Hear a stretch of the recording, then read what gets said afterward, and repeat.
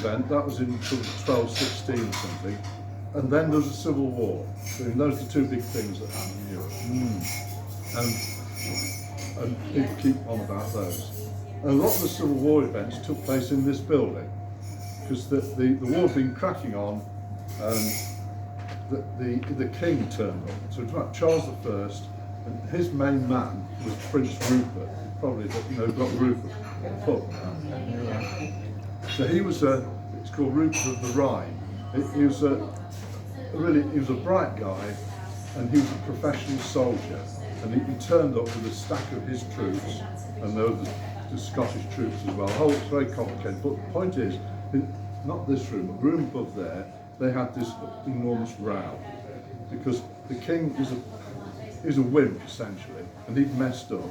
Rupert was trying to fight a professional war, and they'd just lost Bristol. And so Rupert, in the end, he goes down, comes out of that room, across the marketplace. He takes his toys home. He goes off, and the king apparently is in tears. And he ought to be, because very shortly after he gets arrested, in Sutherland, last night of freedom. And then, it's not long before he's separated from his head. But the actual conflict took place in that room. That's the room. That's what actually happened. So it's quite an atmospheric thing. Bit of real history there. The other thing, just talk about status and stuff. These sort of two buildings, the Governor's House, and if we go outside we see the White Hart, they're still in now, that's the first thing. So there were quality builds to start off with. The White Hart built as an inn, there was some money involved, and it was going to make some money, sure enough it did. But it's all to do with status, and this business of the frame, I keep waving my arms around. If you can think of the roof, that's what we all think of, isn't it? Well, the number of frames that you have, you might have 1, 2, 3. It's been transferred over the years into people's insignia. It ends up with, if you think of the military, if you think of a sergeant, the sergeant has three stripes, and they're the pointy uppy things, aren't they? And that is a direct descendant from that. So the more lines you have, the more status you have. It goes all the way back to that. It's referring actually not so much to this sort of building, but there's another type of frame building called a crook, C-R-U-C-K. And they are very simply this shape all the way from the ground. So when you find an oak tree that's doing that, you split it, so you've got two, and that's a pair. And those are very specifically designed buildings. They're all counted and recorded now. There aren't so many in this part of the world because they're built like this. But over towards the West Midlands and stuff, over there, but there are more. They're called crook buildings.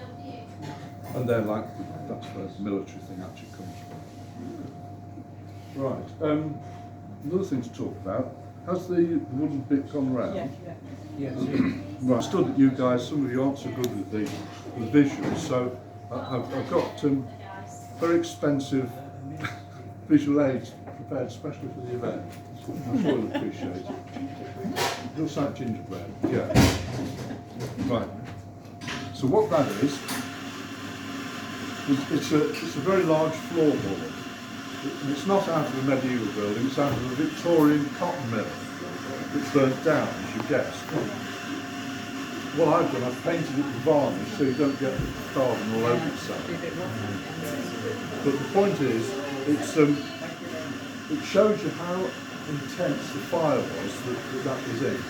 And the black stuff, the carbon, is quite hard and crusty. The reason for banging on about that is because people often worry about, well, if you've got yourself a timber building, what about fire? And fire has been a big issue, particularly when you imagine that when it was built it had a thatched roof. Particularly when you think about it, the only form of lighting was like sconces, burning sort of torches. So the fact that it hasn't burnt down really is quite amazing, but it hasn't. So I just take it for a moment. So what's going on here is that you can see the wood inside. Obviously, you can see it's like that other piece. You can see the rings if you look carefully and feel them.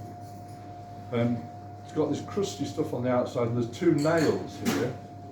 1, 2. So there's quite a lot of. You're right.